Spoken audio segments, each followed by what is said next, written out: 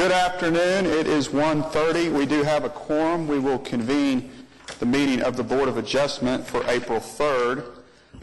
We are here today to hear special exemptions, variances, and oil and gas-related cases and appeal from the decision of a director. So the second item on our agenda would be to receive the minutes of the March 20th meeting. So moved. There is a motion. Second. Second. A motion and a second. Please cast your votes. Oh, we're going to have to close the door. The minutes are I voted yes. received. Our next agenda item would be our continuances by staff, and we have how many, Kathy? We have 3 today. We have item number 2, case number 13868, requesting a continuance to April 17th. Item number 5, case number 13872, is requesting a variance continuance to May 1st. And item number 8, case number 13830, is requesting a continuance to April 17th. Mr. Hammock? Yes. You have a, did you have a, were you protesting the application or are you protesting the continuance? Application. Okay, so it'll be continued and you'll have an opportunity to speak on the first, if that's okay. Yes, sir. Can I have a definition now? I'm sorry? How do you define a side-proof fence? Can you answer that definition again? I didn't hear you. Come up to the podium, sir. How do you define a side-proof fence? Which one's? On number 5. He's here on Mercy. Yeah. Or side-proof screening, I guess the word. That'd be a question for the counselor. I don't happen to have a copy of the code. Do you have that section, Kathy? I do not have. Section 11250.G. I do not have a copy of that, I but can call you- site-proof is, I can call you later. Site-proof is going to be like stockade fence, something that you Okay. can't see through, 6 foot minimum. Okay. We'll be sure you're provided with that prior to the meeting. Staff can be I can sure of call that. you. Just call. The other one, that says a minimum of 5-foot landscape buffer. Is that a berm? Is that what they mean by a buffer? A buffer? No, buffer just means space between or something that causes a step down in intensity. It doesn't refer to a berm. Okay, just distance from the edge of the parking lot to the landscaping, what you're saying. Okay. So May 1st then? Yes, sir. And contact staff with any I'll questions contact you have between now and then. Okay, so there are 3 items on the agenda item for to be continued. Do we need to do those separately or all We'll do the ones for the staff and then the ones from the public. Okay. Okay, I'll move. We continue item 2, April 17, item 5, May 1, and item 8, April 17. Second. Motion and a second. Please cast your votes. The motion carries. Yeah. Oh, that's okay. Your planning commission, you do it the other way, right? Are there any continuances from the public? Okay, there being none from the public, we'll hear the first case. Item number 1, case number 13824, request of Judah Christian Assembly for a variance to permit a building with exposed exterior metal located at 11701 Northwestern Avenue. My name is Sam Gresham here, representing the church, Judah Christian Church. We've been here before. I was continued because a split vote occurred in the last hearing. Our request is for a 2-year extension on the requirement that prohibiting metal on the exterior of the sides of our building in the back of this structure. The reason for asking for that continuance or that relief is based on what we've experienced, and it's anecdotal. I thought I could dig up some history of other church fundraising events, but they receive an increase in attendance when a church is new. I mean, that newness has an effect on how their income is structured over that period, that initial period of operations. We did not reduce the sanctuary because it was an important element for bringing in that kind of congregation. We seek your help, let's say, in allowing us some time in order to act to finish this project in such a way that we can either expand the building, which was actually one of the initial thoughts, or just to complete this portion of the project. It's deferring a portion of a deferrable expense. Since the chairman was absent when we heard this, I objected, and not because I don't understand what you're trying to do, and I'm sympathetic. My concern was if we allow this and give them 2 years to, for the church to grow and to, be more financially stable,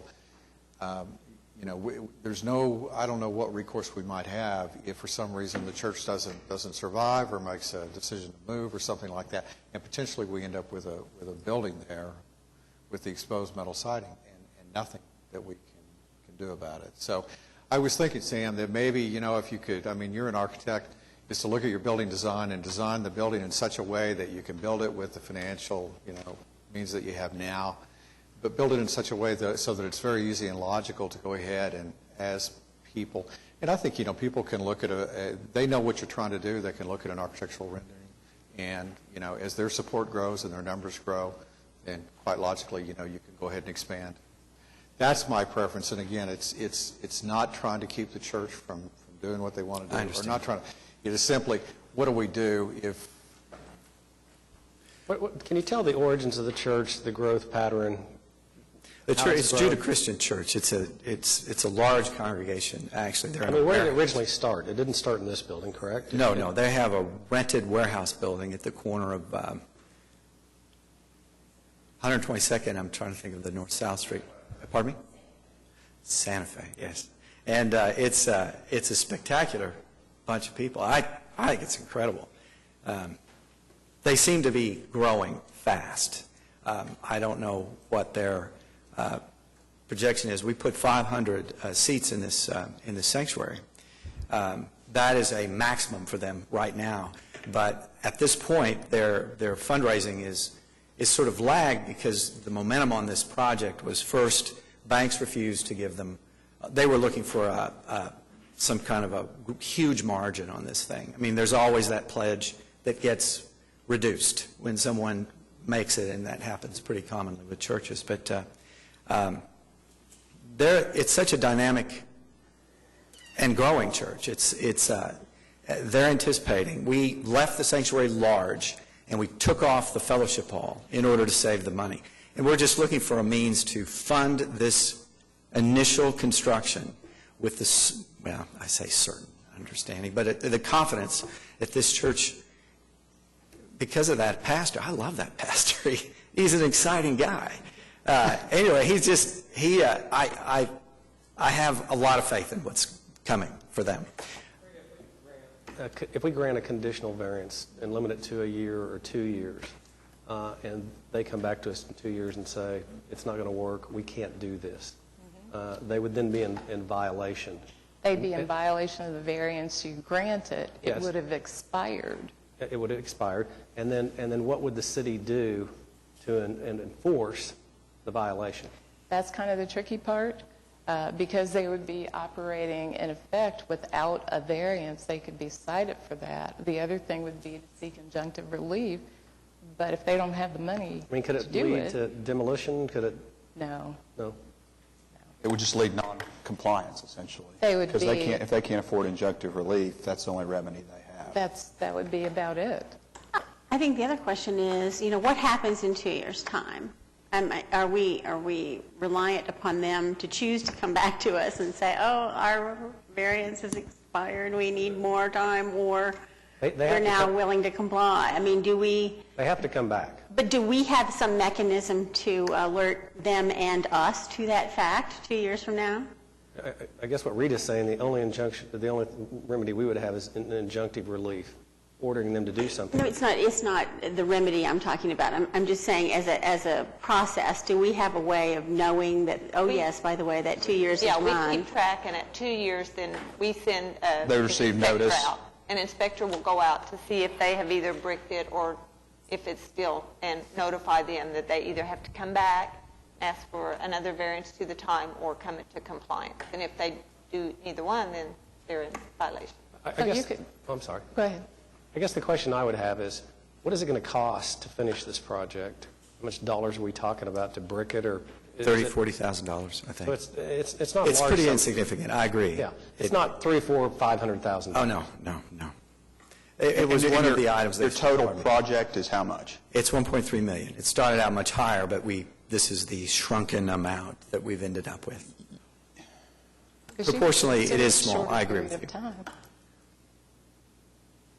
I mean, you're talking about a variance for 3% of the total cost, essentially, right? It was recommended by the contractor as a means for them to retain the sanctuary size that they had without reducing footage. It was either that or reduce footage. So you're either going to cut down on your worship space or have a metal exterior. Yes. So the 30,000 really isn't the issue, it's the usability.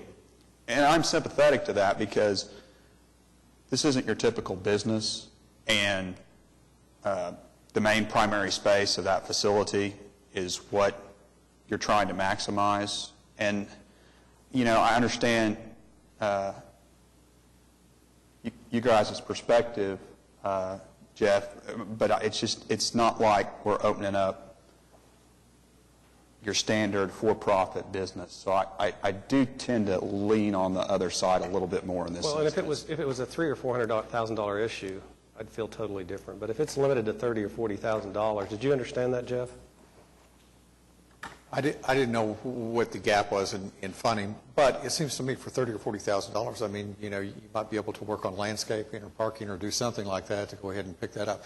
I really have concerns about, it's not that I mistrust them or, I'm questioning what their intentions are, but what they intend to happen and what does happen, if for some reason they don't meet the expectations of the church, then you're going to have that building with exposed metal sides on the north and south, and nothing you can do about it. And you've also got a protest letter. I don't know whether there's anybody here to speak or whether. We do have a protest letter from John Powell Walker.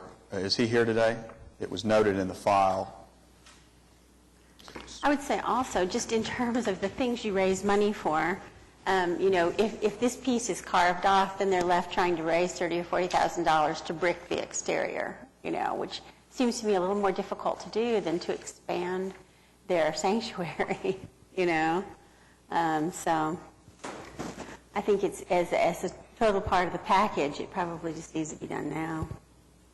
Have you talked to Mr. Powell, the person that objected? I have not, no. It's a pretty black and white objection. We don't want siding, but we're asking for just a period of time where siding could be permitted to be exposed on the building and then covered up. So given that, I felt like he would. Best to buy a bond.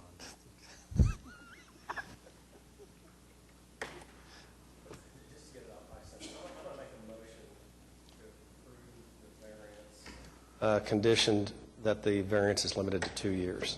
And you may not get a second, but I'm just making a motion to keep this thing moving forward. Thank you. We have a motion Motion to approve. Yes. for 2 years. Yeah, I'll go again with a second. We have a motion and a second. Any other questions before we vote? Please cast your votes. I can't see the... Jeff, did it pass or fail? 3-2, your variance for 2 years is approved. Thank you very much.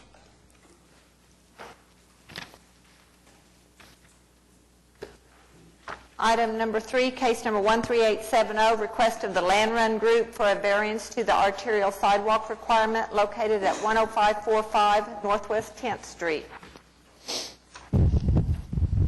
Hi, I'm Julie Landis, and I represent the landowner. And we are requesting a variance to the sidewalk on 10th Street and Sarah Road for the building that has been built there.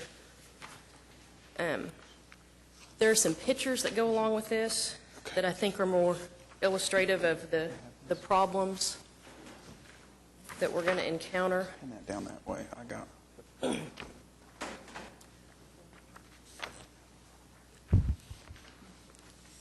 There is a significant drainage structure that runs on our side of Sarah Road. This isn't And if you look at some of the other this pictures, is this you can- case. This isn't for this case. My apologies.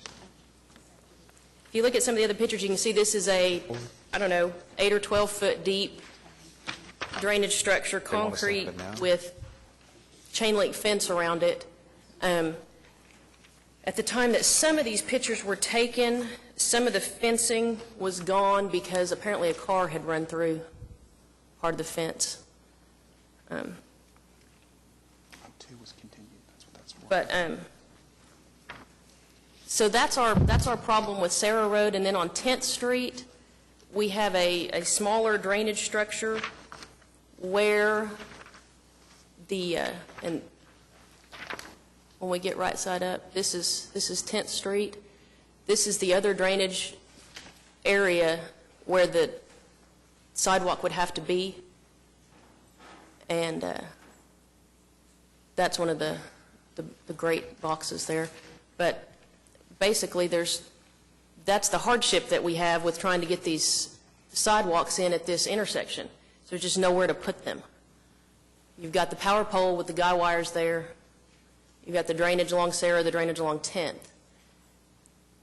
So I think I put in the statement, this is a unique situation on this property because even if somebody were to walk down a sidewalk along 10th Street, they'd have to turn around and go back to the east because there's nowhere to go.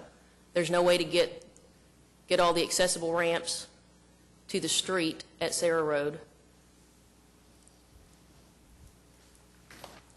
So it wouldn't fit with any network of sidewalks that... The one thing, can I speak? Okay. The one thing that concerns me is I don't see anything in the staff report that says this can't be built. And I don't think we have anybody here today from staff that can give us some guidance on that to tell us whether they can be built. I mean, the staff report specifically says that there is a need for sidewalks. Well, and I understand. And I agree that you may have a unique set of circumstances, but I would suggest that we continue this and have somebody hear from the city staff to tell us if they can be built or cannot be built, and if it is truly a unique circumstance that requires a variance.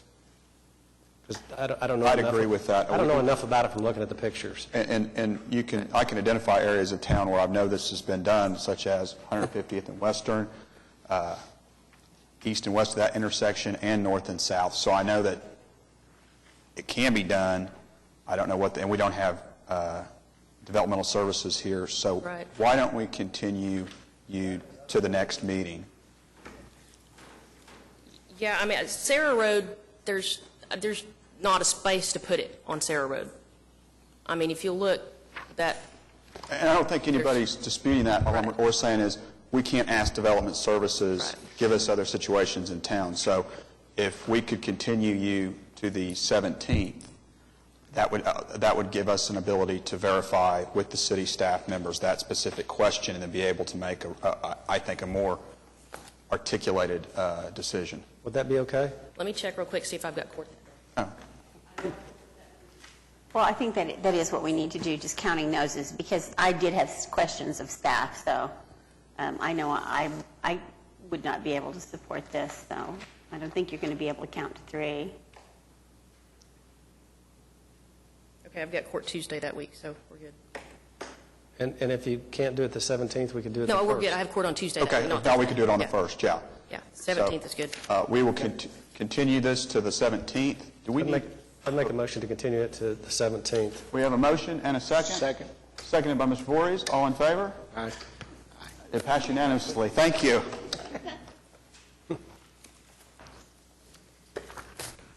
Item number 4, case number 13871, request of Kent Kruger for a variance to allow an accessory building encroaching the side yard setback located at 12917 Southwest 24th Street. Hello, my name is Kent Kruger, and I reside at 12917 Southwest 24th Street, Yukon, Oklahoma. This piece of property is part of a cul-de-sac. It's a pie-shaped lot. There's a hill on the west side of the property. There's a drainage plan that runs through the property, and there's a 45-foot drainage easement with a berm that happens to be on my side of the property. A lot of issues going on with this piece of property. The hill on the west side of the lot there, it looks like there's a lot of open space there, but this is on a hill that is approximately 4 to 5 foot higher than the foundation of the house. The drainage ditch is cut, and it's about 2 foot lower than the house, so there's a lot of elevation change on that side of the property. It'd be very costly to try to work on that side of the property with the dirt work, the drainage, concrete that needs to be done to access this side of the property. I believe that because of the hill and everything on drainage on that side of the house, that it actually shifted the house and moved the house to the east a little bit. The original plot shows that there's 50 foot from the house to the property line. When I started looking into doing my proposed shed, I got to measuring, and I measured only 42 foot.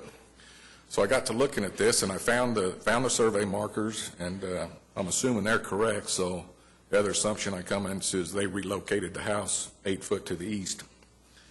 Proposed shed is going to be at the end of the driveway. This will present easy access up my driveway. I can pour a little bit of concrete to access the shed, keep my expense down on the concrete. I'm proposing this building to be straight east of the house. This is because I'm looking at this shed to be have 2 overhead doors in it. I need access, easy access to the west door. There's also an air conditioning unit that sits right there on that side of the house. So I'm looking to get east a little bit so I can have access and not have to worry about hitting the air conditioning unit.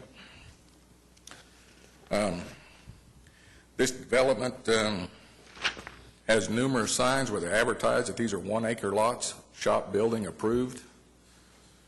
Shop building approved. I've been asking myself for a long time, what does that mean? I don't know if they had a plan for this lot. There's a lot of issues going on with this lot. I'll just say that when I was looking at this lot, I asked about a shop building numerous times, and my answer was always back that I had 50 foot, that I could build a shop building 5 foot from the property line, so I had plenty of room. So that was always my intention. When I got looking into this property, that's when I found out that I had to have a 25-foot easement. The way this property is, it's really not very feasible. I guess part of that falls back on me. I should have done my homework a little bit better, not relying on all their word. The lot to the east of me at the time of this request had no activity on it. Since then, they have come in and had plans to build a house, and they've poured a footer there. From my property line where the shed is proposed, their footer of their house would be 65 foot away. The house is also placed a little closer to the street, so it would actually be in front of my house. This would be the back side of their house. It's going to face my property, which I'm calling the back side of their house, as the driveway, the garage, and the entrance and everything would be on the far side of the property or on the east side of their house. So therefore, on their daily activities, they'll be on the other side of the property and not pulling up on my side anywhere close to this shed. So with the placement of this house, it'll be 70 foot from the proposed building. I would consider this to be a fairly good distance for close proximity. There's a lot of factors that enter into this. For a 25-foot easement, I probably bought the house with the worst property location in the whole development. Are those on the, what I'm calling a rough topo where you've got the arrows and stuff, are those actually the measured changes in the elevation towards that? I'm just confused. That is distance. I think what you're seeing, distance from the house to maybe the center of the center, okay. I do have a little map that does show elevation changes that I do have, if you're interested in looking at that. Yeah, would you please give it to, I would be interested to see that. Okay, just a second here.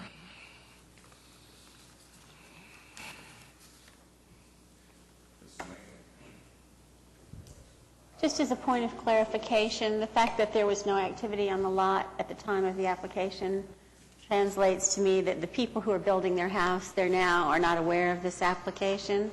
Do we have a way of knowing whether they received any notice? That was going to be my question. And that's to the lot to the east, correct? Yes. Have you shown them your plans and what you're planning on doing? Well, I addressed that issue, and you can clarify this for me, but there is a proposed house there, but I was told that they are officially not the owners until the house is completed and sold. So because it's in the building phase, I don't know if they actually own anything there. I'm sorry. Somebody owns title to the property.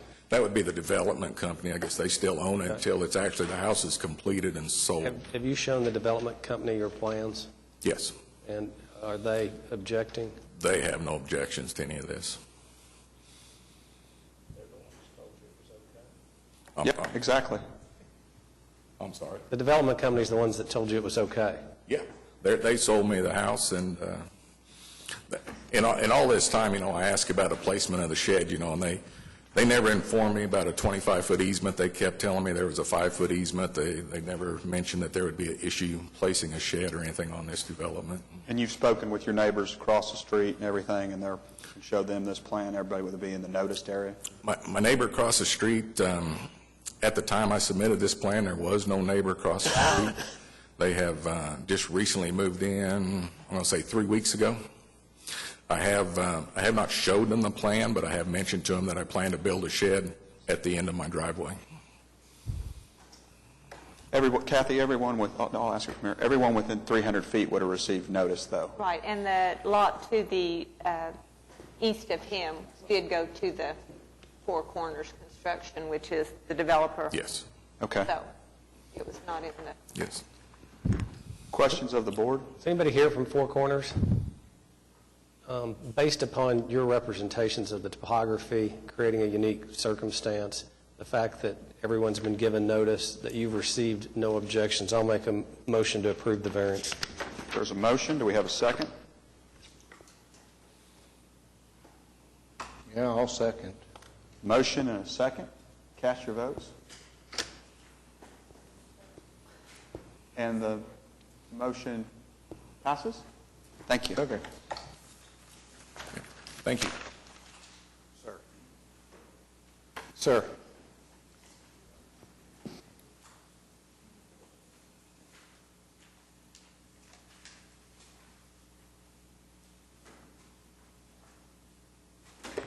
Item number 6, case number 13873, request of Marty Coltrane for a variance to allow a 2,508 square foot accessory building exceeding the maximum 1,000 square foot requirement and encroaching the 15-foot side building line and the 5-foot interior side setback located at 424 Northwest 38th Street.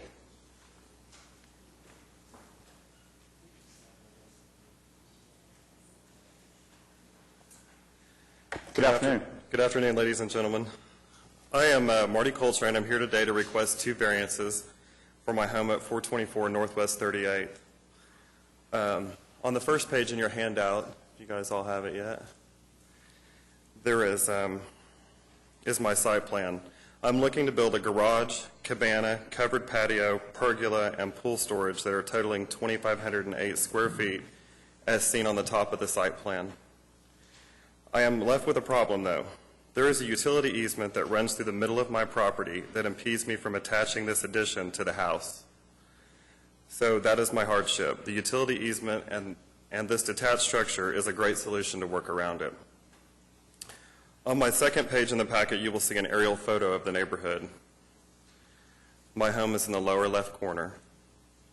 As noted, there are many rooftops that are much larger than mine, with additions to their houses in similar fashions all across the neighborhood.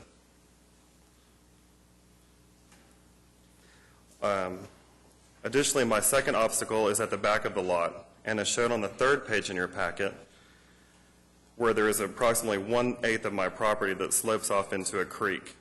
I want to keep the structures on solid ground, so I'm asking to build 4 foot over the 15-foot side setback line due to the shape of the property with the creek and slope, coupled with my inability to extend from the main structure. This small encroachment will allow for better positioning of the building. And finally, the last 2 pages is a view of the finished product. A home the size of others in the neighborhood, an improvement to the looks, character, and value of the neighborhood. Thank you. Do you have any questions? I do.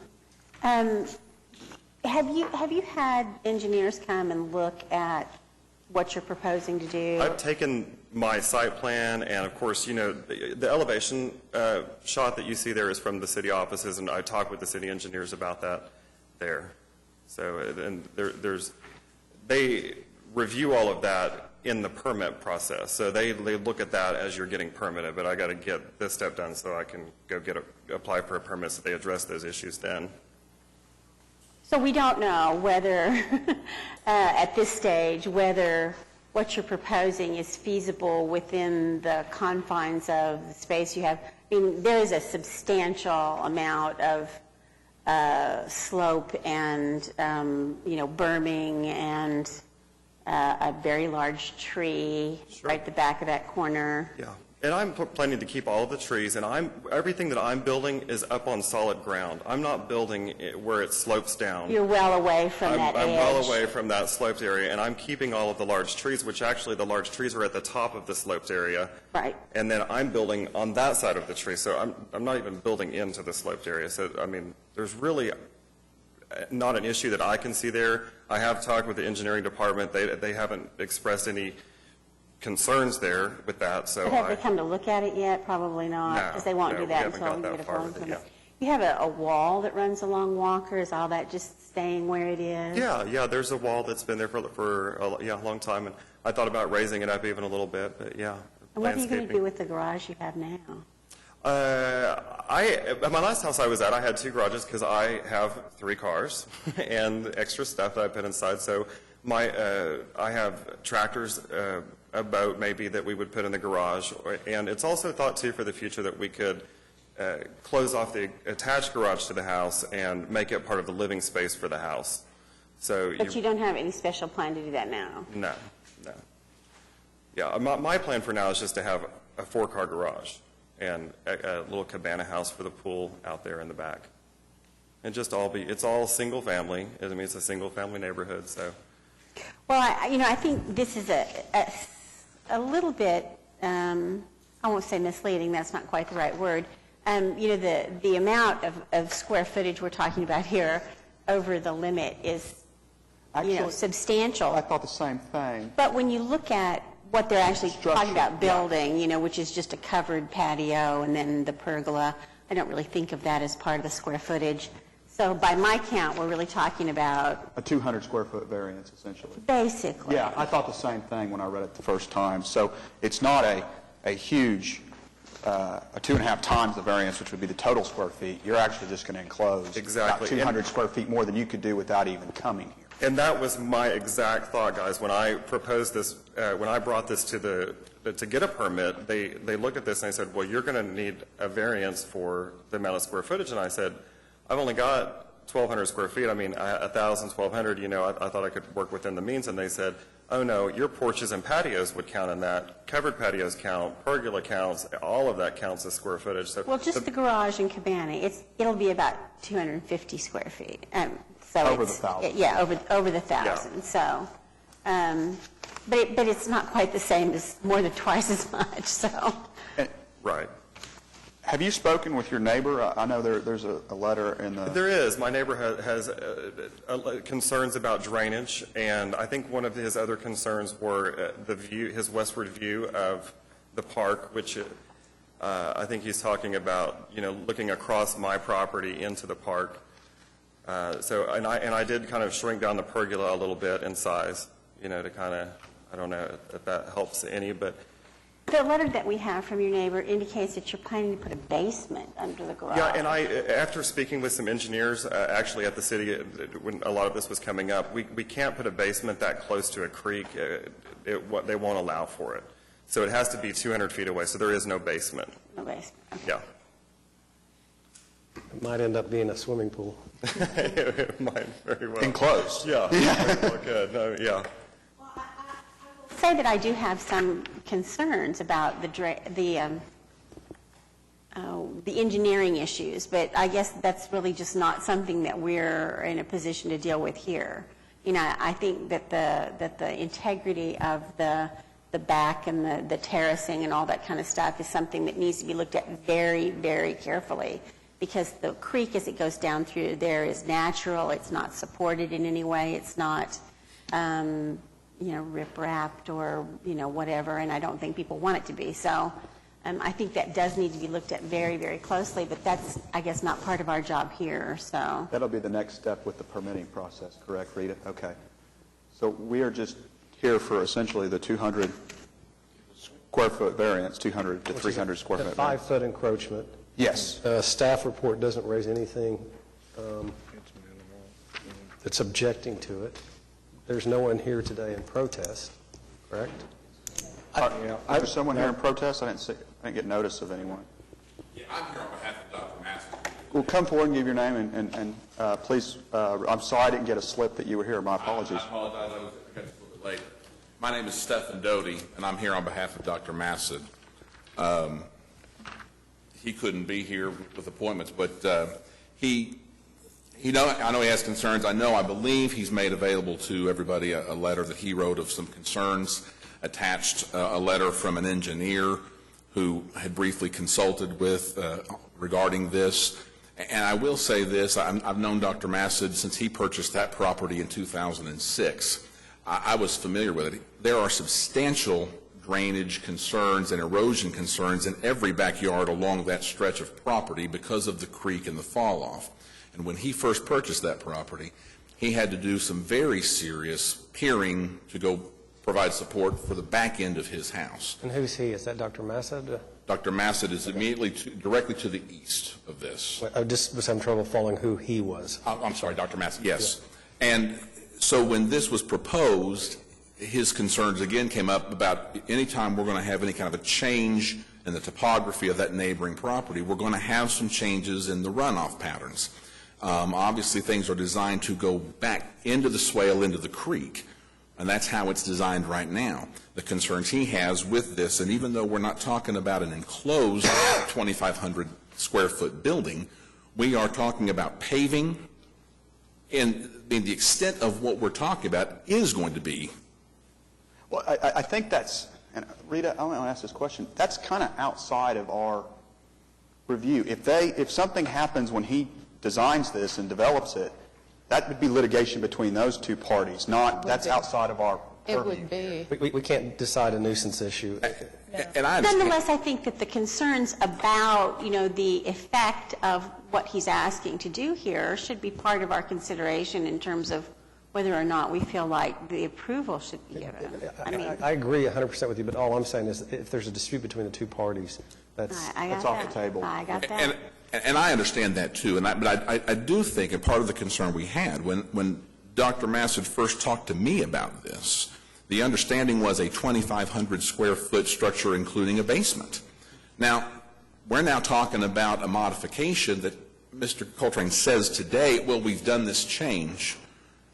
That wasn't what was proposed originally, and that wasn't what was discussed. Mm-hmm. And part of the concern is this is it's kind of a moving target and Dr. Massad is simply concerned about when he heard 2,500 square foot structure and he knew there couldn't be a basement, he's thinking, well, are we doing a two-story thing that's going to obstruct he simply didn't know, and he had an engineer look at this, and she has concerns about the effect it's going to have. Let me ask this question. Given the fact that what was originally represented to the neighbor and what's being proposed today are completely different, is that something you think that your client and his neighbor can get together and work out between the two of them and then come back here with an agreed-upon plan, or is that something that you think he's just going to completely continue to object to this? Well, my understanding to address that question, I think, would be, I think we're no longer worried about a two-story structure that could somehow translate this into becoming no longer single-family residences down the line, that we're not talking about necessarily obstructing the view of the park, so he's not interfering there.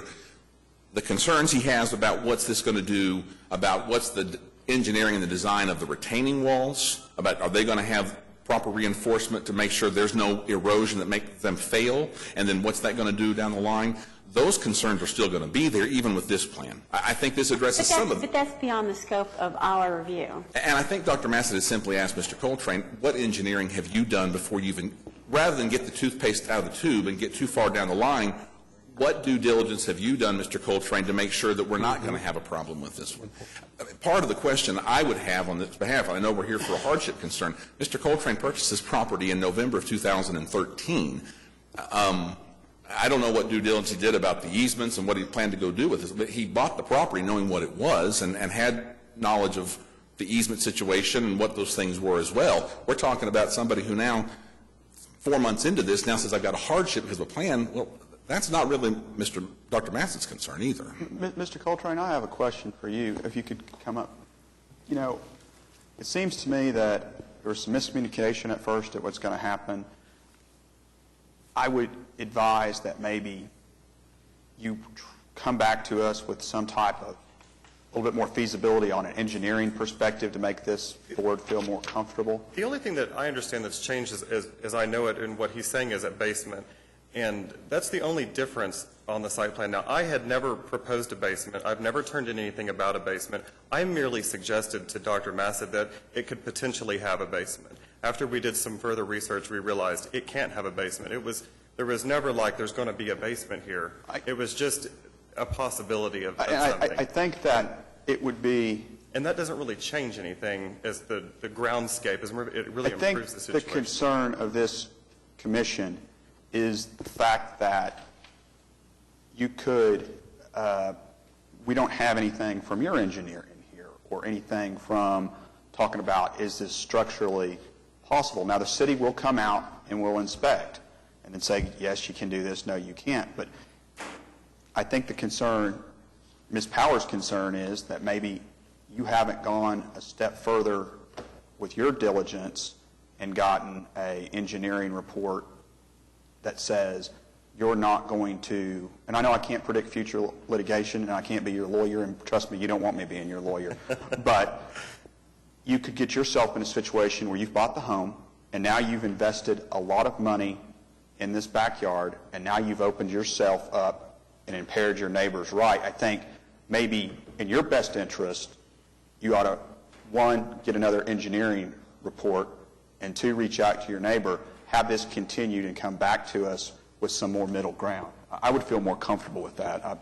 Any other of my colleagues have any comments or questions? As I said here today, I'm inclined to grant the variance because of the creek issue, and you're moving to more stable ground, for lack of a better term. We always try to recommend that neighbors work out their differences so we don't have an objection. Maybe the sensible thing to do is to continue this to the 17th, let you explain to this gentleman what you are doing and what you're not doing, and maybe Dr. Massett will withdraw his protest. I agree. I'm inclined to vote for this variance, but I would just not want to, I would not want 2 weeks to go by and not protect you from what could be. This is your home. You're making a significant investment. This is a great location in Oklahoma City, and you'll be a tremendous, what you're doing will be a tremendous addition to that corridor. But I think we just need to take a couple of weeks to get a little bit more dialogue and be sure we have a complete record. Would you be willing to entertain a continuance to the 17th? And yes, that's fine. My only concern about that is, you know, we can build this structure regardless of the variance. I mean, as you said yourself, we're only 200 feet off, and that doesn't really change anything. We're just asking to increase the size of it slightly. The engineering department will look at this plan as it goes to plan review, which is the next step, and then that is when we enlist an engineer. But at that point, your neighbor will have no input. I think the point is, you know, that if you do that now rather than wait, shouldn't his input be in the next step? But there's no opportunity for that. No, because once we grant you the variance, you're rolling. I mean, you're moving the backhoe back there. I mean, once you, I mean, you know, you get the order from us, you get the permit from the city, and he has, I mean, he could yell at the top of his lungs, but there's no venue for him to voice his concerns at that point. Sure. So you'd be... Except district court. There's always district court, yes. I'd encourage you to wait till the 17th, see if you can talk and explain this to him, what you're exactly doing, and then let's come back and take a look at it. Okay. Is that okay? Yeah. So is that a motion? That's a motion. And I have a second? Second. Motion is second. And the motion carries. Thank you so much. All right, thank you. Item number 7, case number 13874, request of Meg Guest for a variance to the screening and landscape buffer requirements located at 7941 North May Avenue. Yes, I'm Meg Guest, and I don't know if you can tell from the site plan up there. I'm building a bridal shop over there, and we have property line requirements for fencing, site-proof sorry, I'm nervous, site-proof screening. We have an old roadway that's been vacated back there. It's a 33-foot strip that they're wanting me to fence off. Our concern is all of our neighbors, the residential area and the businesses already have fencing up. But if we were to put up the fencing that they're requiring, it's going to create a alleyway, a 33-foot alleyway that will be obscured from everyone's view. And our concern is that it would be who knows what going on back there for our neighbors, for our clients, for my employees, you know, leaving after work. So for us, it's more of a safety concern we're worried about, because when you drive past that area, you wouldn't see what was going on back there. So that's our main concern. I want to be real sure I just understand this. First of all, I'm very sorry you're leaving Midtown. But there's no parking. We have to go. I hear that. Yeah, I can understand that. The staff report says, under favorable considerations, that there is an R4 property strip along the east, but you actually really mean the west, don't you? Is it this little thing here on the, and that's the R4? We do mean the Yes. west because there's It an should be the apartment west. back behind that. So it's just where she would put the screening then would not be on her property line. It would be along this R4 line. Yeah, so there would be two screening fences with 33 by feet side. in between. Yeah, so, okay, I It's wanted to be just- sure I understood Yeah. that, because, yeah, that's crazy. Yeah, because technically, according to my deed, we have to do more research with our lawyer whether or not we own it since it's been vacated. We don't know who vacated it or who it went to, but it wasn't included in my deed. So plan review was requiring us to, just for safety reasons, you know, section off our property line. But, I mean, it's just concerning. And the other way to go, of course, you could go, you know, rezone it, and then you wouldn't have to, but I don't. It just seems silly to I understand. It does, yeah. encourage people to squat back there. My guess is you do want I it don't know what they would vacated. do. Right. I understand the fence issue. I don't understand the landscaping issue. Why do you want a variance?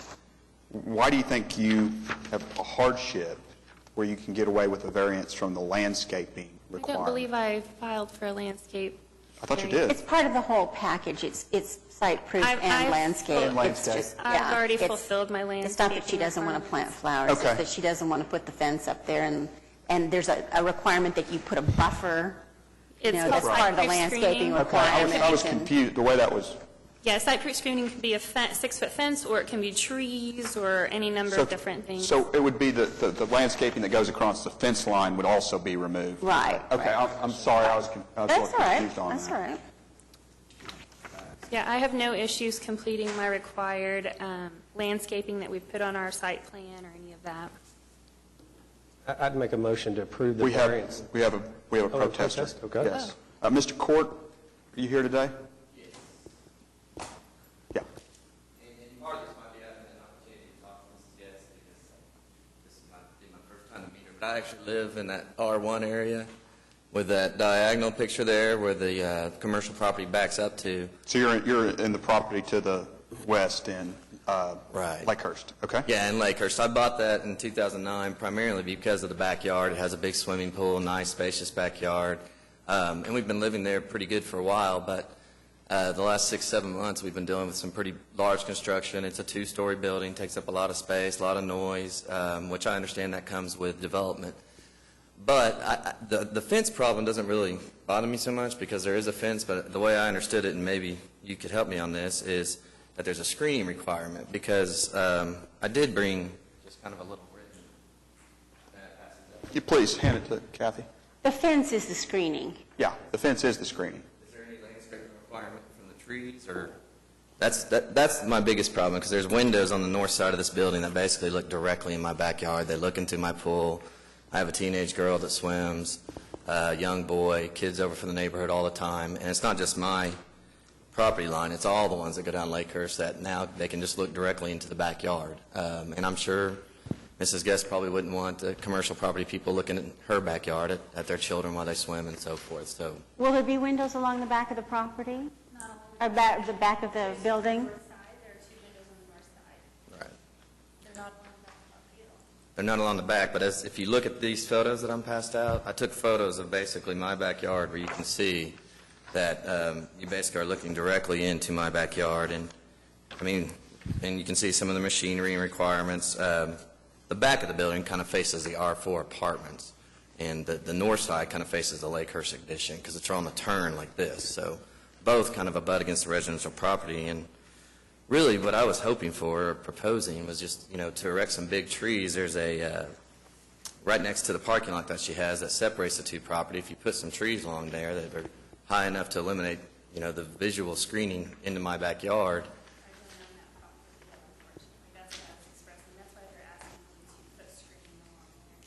What property is, what? From the west to the east, there's the dotted line guarding it on the west side, and on the east side is a solid black line. She does not own that. Yeah, I don't know. Well, she doesn't know whether she She doesn't know whether she owns it. I might own it, I don't know. Yeah. But that's why I was told I had to rip it off, because supposedly we don't know who it belongs to, so. And I am an attorney, and I'm familiar with adverse possession and all those different laws, but what I was proposing, I wrote with a silver marker, and I don't know if you can tell, it's the last picture, or last photograph in there. That's just kind of a side view of the fence line. I don't know whose property that is, but that's where I was proposing trees could be put in. OG&E came through a year and a half ago, and you can kind of see some trees on the right. They butchered those trees and cut them in half, and you can see some of the shells hanging off. I'm taking those down. Those are from my backyard, those shells. But I was just thinking the screening requirement would require trees somewhere along that property to give a buffer to the residential neighborhood. We have trees going in along the back of the parking lot, so I'm required to put in. And she may already be addressing it. Like I said, that's not. I don't know if it really is tall as you're hoping, unfortunately. Maybe eventually, but initially I don't. Would you agree that if she puts up the fence, there's going to be this space that Right. you can't tell who's there and she can't tell who's there? I really don't object to there not being a fence. It's more of just something to keep the commercial property from looking into my backyard through these windows that are established on the north side. And there's going to be a lot more sound and noise and that from the commercial development, because that land's been vacant the entire time I've lived there, and my neighbors, I'm here on their behalf. That's commercially. And I understand, I'm very sympathetic to that, but that's the issue when you buy something next to a piece of land that's vacant, is it's subject to its own zoning requirements, whether something's there or not. But I do think that you would agree that you do not want this alleyway-type structure between you and her. But like I said, the alleyway is not really my concern. I mean, I don't think it would hurt to have the alleyway, but I don't want her to spend wasteless money on a fence. I think it'd be better just to put up a tree line. Have it, yeah. And maybe the thing to do would be continue it to another hearing. I could talk to Ms. Guest and see if we could come to some type of understanding. Can we take just a 5-minute break and you all maybe go out and Yeah. The other thing you might consider doing is putting windows up there that are, although they let light in, are not And I didn't want to interrupt. see-through. But The windows there are my office. Come up back to the podium, please. Sorry. I didn't want to interrupt him while he was speaking. Those windows, those are just for my store. It's not anything that my clients will be a part of. They're all downstairs. Upstairs is a design facility for me and my seamstress. It's just her and I. She won't even be facing the window, and I don't know if that eases his qualms at all, but it is mostly for light, just so that we can use it as a workspace upstairs. if you put some kind of textured glass or something in there, that might alleviate his concerns. We, on the Planning Commission, regularly require people, even in residential structures, if you're talking about R4 versus R1, to do upper story windows so that they're not peering down into people's backyards. Right. I get that. This but- is honestly the first time I've heard of this at all, and we went through plan review. We've been in plan review for over a year, so it has never been raised as a concern from anyone to me. This is honestly the first I've heard of it. It's nice that we can facilitate this. What do we take a few minute break and you go visit and explain to him what you're going to do, what that room's going to be used for, and let's try to avoid having this alleyway that seems Right. unsafe It for very- both parties. I will entertain then a motion for a 10-minute recess to 2:35. So moved. So moved. And we have a Second. motion and a second. We need to vote on that. All in favor? And we are recessed till 2:35. Okay. Try to burn my Does shit. that mean we just sit down and talk? Yeah.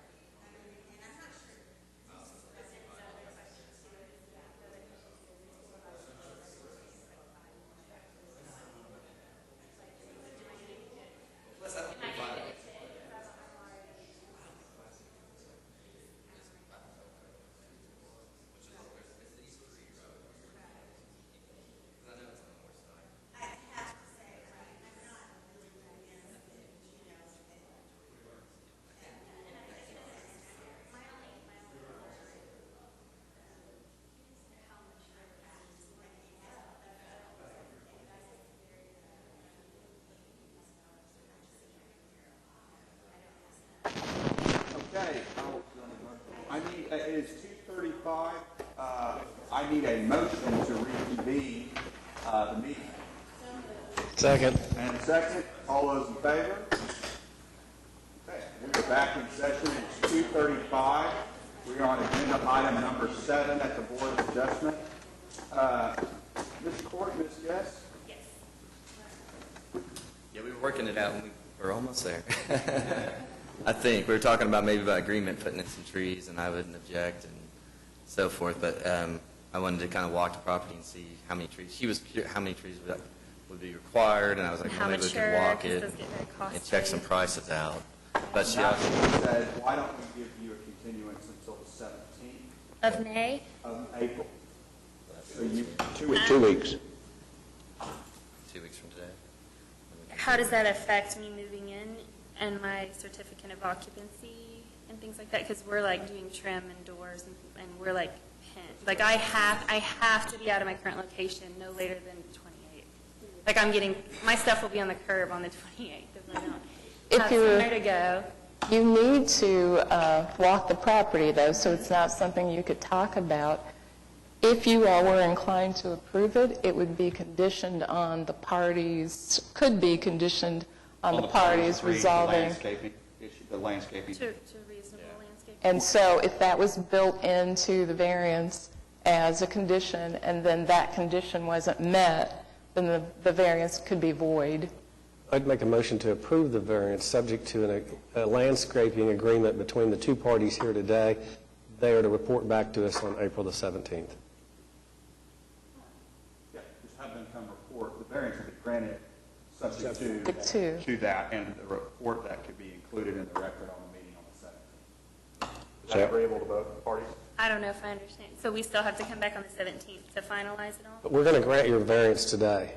Okay. The only way your variance would be withdrawn is if there is not an agreement between the two of you when you report back. Hopefully, you'll come back on the 17th to say, Enter into the record. Everything's good. everything's, Enter into the record. Okay. You signed off, she signed off.